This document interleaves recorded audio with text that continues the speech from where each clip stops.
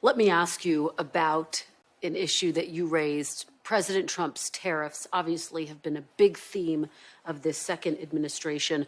President Trump says foreign countries pay for the tariffs. He says they're going to make the country rich. And yet you have said, you've called them the Trump tariff tax. Why? Well, first off, the initial reciprocal tariffs that he unveiled would be the largest peacetime tax hike on the American people in the history of this country. As I said, I'm glad he's paused that. And as we're seated here, I understand the president is going to make an offer to 150 countries. But look, he and I talked many times about trade. Here in Indiana, we're one of the leading exporting states in the country. What we make here, what we grow and raise here, we sell around the world.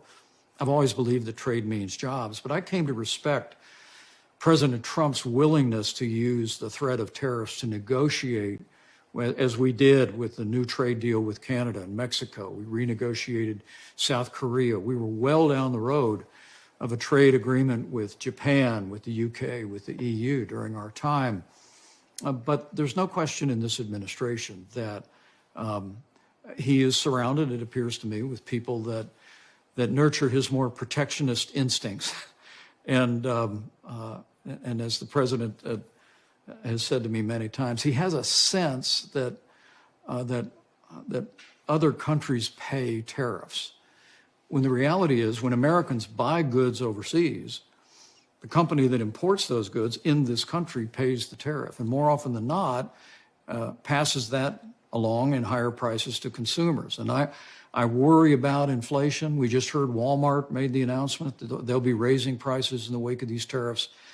My view of tariffs overall is this: we ought to be aggressively negotiating for free trade with free nations.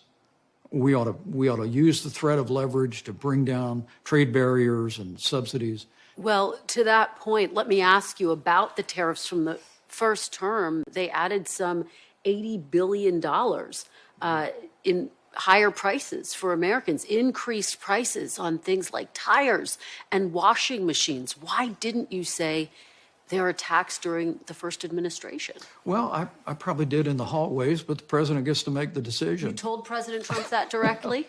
Well, sure. How did he respond? Look, when you're vice president of the United States, my view was always this: I'd favor the president with the full range of my opinion in private. And then when he made the decision, my job was to support his decision, absent some higher calling or higher obligation that one has. And I fully supported his approach on tariffs, but I was never confused about who pays tariffs. Thanks for watching. Stay updated about breaking news and top stories on the NBC News app or follow us on social media.